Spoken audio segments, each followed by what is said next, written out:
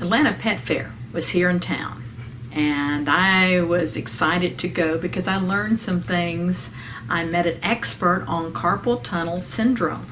This might be some information you want to share with your customers to help them in their selection of shears, help them understand why it's so important to keep their shears sharp, and just some information that you need to know as a sharpener to help your customers in regards to carpal tunnel syndrome.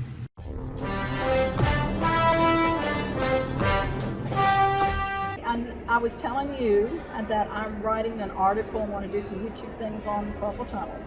So, and I found out you're an expert on this. How are you Sure. an expert?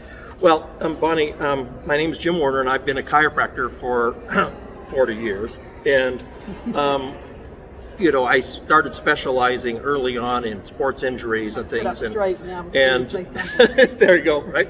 And I wrote a book on carpal tunnel some time ago, kind of directed towards chiropractors, called Carpal Tunnel Secrets.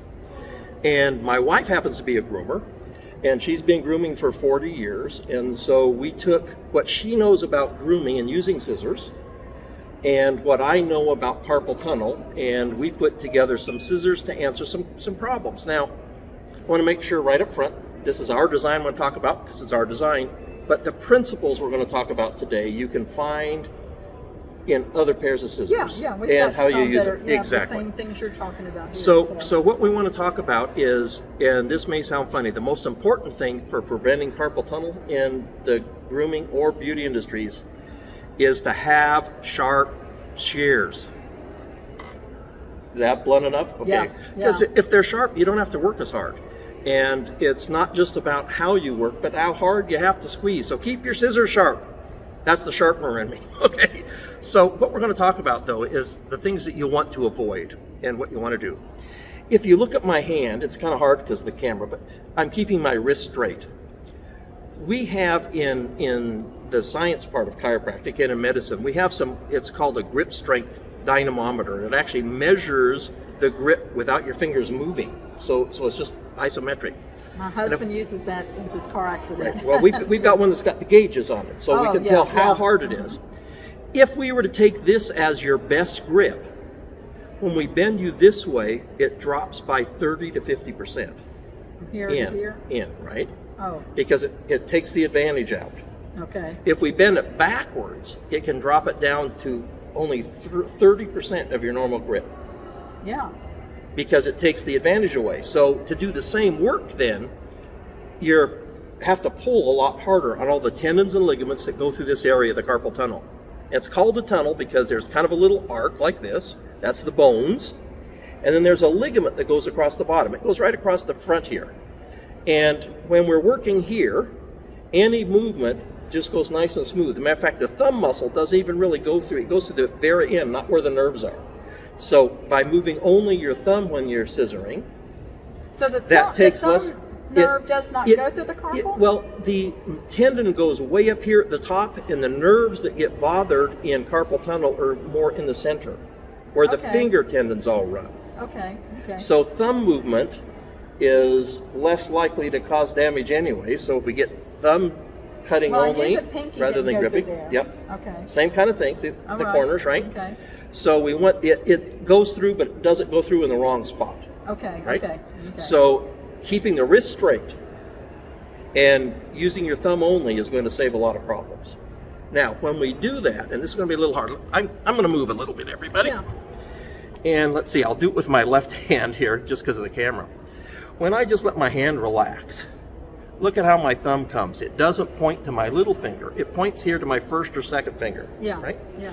So what we want, we call that the natural hand position. Now it's not the anatomical one we all learn with the hands out so we can see the fingers.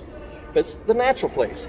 So what you want is you want shears that have a short shanks. You don't want them to where you have to open your hand all the way. That puts a lot of tension. You can even see my hand turn white when I force my hand open because it squeezes all the blood out of the front of your hand. Yeah. Right? So we don't want to have to open our fingers long. So we want short shanks. That's the measurement. Like the seesaw. Yep. So we want the shanks short, and then we want them offset. You can see on these how the thumb side is quite a bit shorter than the finger side compared to the center there. You see, get that on there where they can see that. See, so this is a short shank offset. There's offset, because look how that fits my fingers. If they're the same, if I put this finger here, I can't do it left-handed, sorry. I cannot do it left-handed. Let me turn around, bend my wrist wrong. But see, my thumb wants to come about where it wants to come. Now, if I put it clear up here, you don't have any leverage. But I'm splitting the difference. But look, I can scissor real easy with my wrist because my thumb is there. As soon as I move my thumb back here, as if it was an even shake, you can, if you watch there, Bonnie, I'll just watch me move my thumb back. Look how it makes everything all tight there. Oh yeah. You can even see the tightness. You can feel it. You can feel it when you're handling it. So that's one of the tests we do in classes. We say, hold your palm out, touch your thumb. Don't move your fingers. Touch your thumb to your little finger or middle third finger, or touch it to your second. It's a lot more. Yeah. So we want this. That's the key behind the offset. That's why we that design. And there's some other people that have them out there as well, but you got to look. Most of our shears have offset. Yeah, and short too is what we're looking for. And that way you can balance the shear and only move the thumb, and your hand's more relaxed. That plus a sharp shear. I'm not even going to ask you. Oil your shears. It's amazing how many times I'll get shears in to sharpen of ours, and they're dry as a bone. Yeah. And that you just have to oil them. Oil them every day. They're going to work easier. They'll last longer. It'll be better for the shears. And if you're looking for that short shank and an offset both, relax. The other thing is, and now I'm going to be a doctor for just a minute. And Bonnie, I didn't tell Bonnie I was going to do this, so you can cut this if you don't like it. I'm going to tell you, there's 3 things you need to do. There's some real good books on stretching if you're having any problems. Can you show some of those? Because I have a stretching exercise. Sure. Let me show you. Can I show you the stretching exercise? I teach the stylists, and you tell me if we're right or wrong, because you're the doctor. I tell them that the key to exercising, you've got to remember to do it. Yeah, boy, isn't that the truth? So I tell them they have to be religious about it. So they start out, I'm going to stand up here, and they bend from their waist and get the blood flow into their fingers. Sure. So they're humbling themselves, okay? Now they're going to pray. We're not doing this, we're praying. Right. So we open that up. And then I tell them to resist the devil, but gently. Gently. Gently. And then it's praise the Lord. And I've just added serve others. There you go. That's good exercises? Those are all good exercises. Okay. Sure, right? Okay. And then I tell them, but to resist the devil all day long. Right. There you go. Yeah. Between every client, resist the devil. Now, if you've got a buddy, there are some other things you can do, right? And I'm going to do these very gently because we know that Bonnie's got some issues. So I have arthritis. Right. But I don't have carpal tunnel. I'm going to be real gentle though. Yeah. And what this is called, this is a special kind of stretching that's all the rage in athletics. And now it's called pin and stretch. So instead of when we try to stretch this, you're stretching here as much as up here. We don't want to stretch here in the carpal tunnel. We want to stretch the muscles, not the tendons. So what we're going to do is I'm going to I'm going to make the carpal go loose, because all these muscles are loose here. Yeah. And then gently, and you tell me if I'm pressing too hard, I'm just going to hold this there. I'm going to come up here and hold it in the middle of the muscle. And then you just relax. Then I'm going to stretch. You feeling the stretch under my thumb? You're getting close to being too much. Yeah. But can you feel the stretch there? Yes, I can definitely feel the stretch. And it's not pulling much in here, but it's pulling under here. It's here. Right? Yeah, it's in here. So if you've got a friend that can do that, and there are a couple books on that, facilitated stretching or pin and stretch, and I know you can find things on the internet to show how to do that. That's a nice way, and you can actually almost kind of do that to yourself. Hold it, and then just let it push, or push it. You press on the tendon, come back up first, press on the tendon, and then you would push this against something, like push it against the wall. You know, not use your own muscles to pull it. You can push it against a chair. Oh, right? That works. Right? Yeah, and you can make the muscle stretch more and the tendons not quite so tight, because you want to always start it here. Start there. There you go. Here, and then give it a little press against that. Oh yeah. And what's neat about that is that sometimes we're not tight on all 4 fingers. So you can feel and catch whichever tendon you want. If you've got like this finger is your tight one, you can just stretch just that one finger. Oh yeah. Right? Because some people have a single finger, and that will save a lot of heartache doing that. My other thing though that I have to say is that if you think you've got carpal tunnel, go to a professional. Don't wait. Everybody waits too long. And I don't care whether you're going to a chiropractor or a physical therapist or to your primary care physician or an orthopedist. by time you think you need to go, you probably needed to have gone before.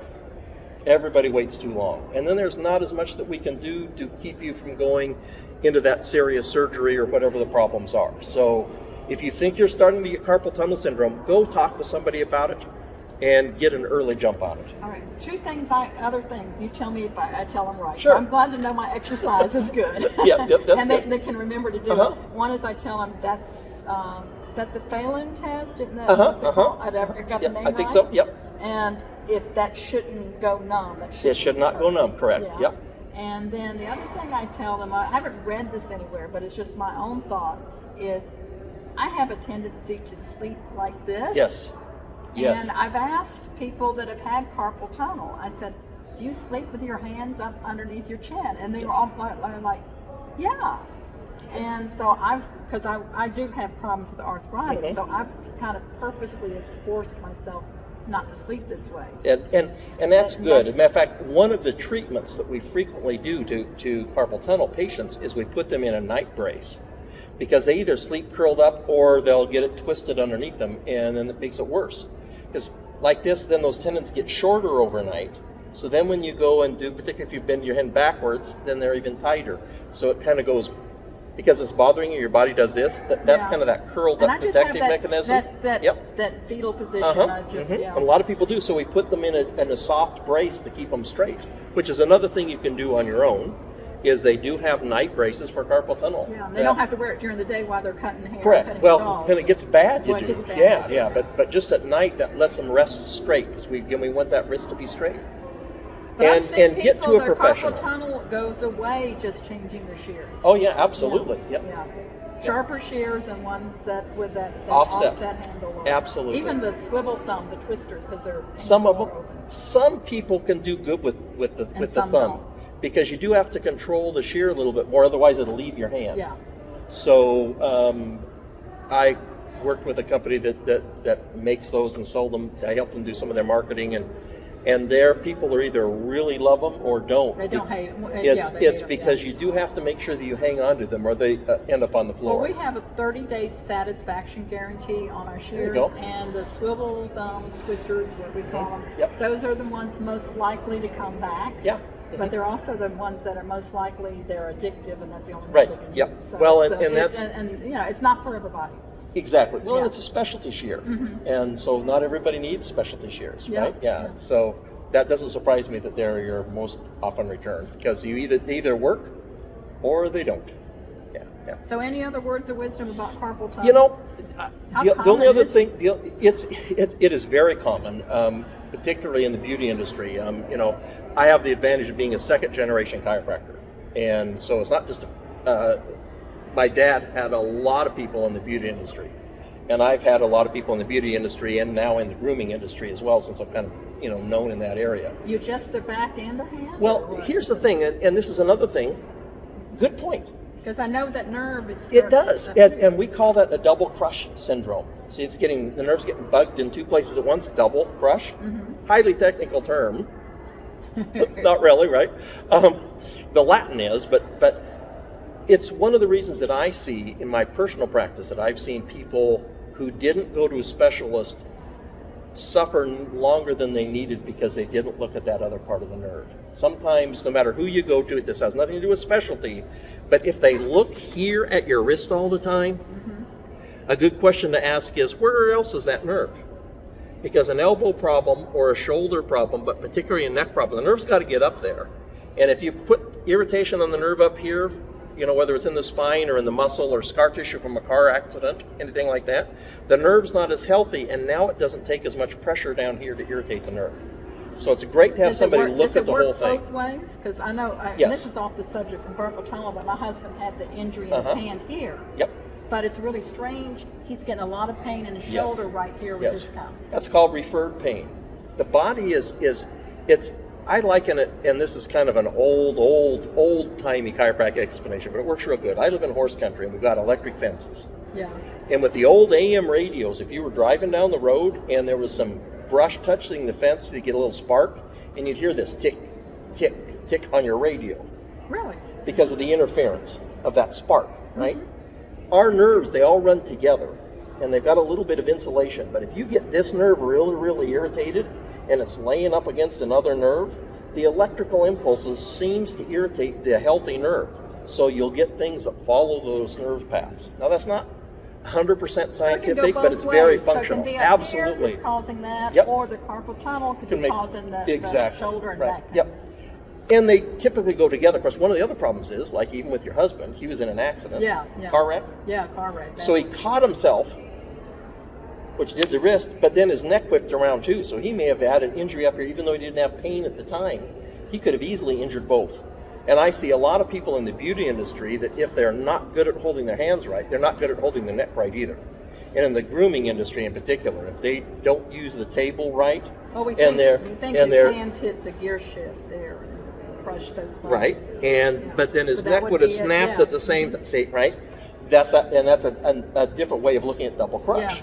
But I see it in the grooming industry. People that, if you hold your hand straight, it forces you to stand correctly to the table, which means you should have an adjustable table. But if you're all bent over to see under the bottom of a dog and you've got your hand all goofed around both, your neck's being messed up all the time too. So which came first? I don't know. Was it chicken or the egg? But now we've got chicken salad. And I see that with stylists. They forget they can Oh, take yeah, their foot exactly. and pump that chair up Exactly, and down. yep. But they'll be hunched over and Right. just, And that's so why then, the chair so then goes you up and say, down. yes, their neck bothers, yes, and Yeah. yes, their hand bothers, yes. It all goes to being, the big thing is just being aware of your body. I always tell people, this is our most important tool. Because if this doesn't work, it doesn't matter how nice the shears I have or how sharp they are, right? So we have to pay attention to that. Using the right adjustable tables and thinking about your posture and thinking about the equipment you buy and not just buying it because they're pretty.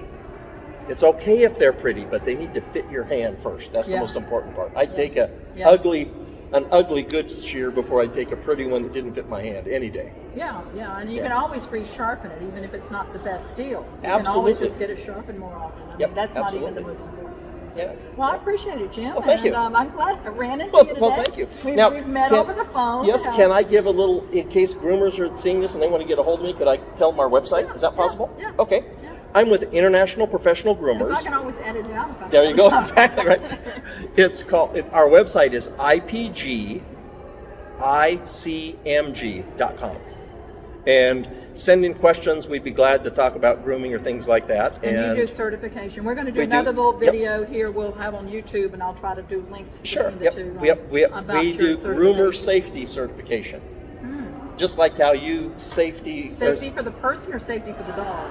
Safety for the dog. We talk about safety for the person, but that's their problem. Okay. Right? We want the customer to know that when their dog shows up, that they're going to get it back nice, safe, I think healthy. we just covered a lot of the safety for the person. Yeah, we did. Here. Yeah, we did. Yeah, see? So we do both. We do both, right? So, thank you. And, my pleasure. Hey, that was some good information. I hope you'll bookmark this so you can go back to it if you need to share it with one of your customers. And if you have any questions about shears and sharpening and whatever, make sure you contact me and subscribe to my channel. Thanks for watching.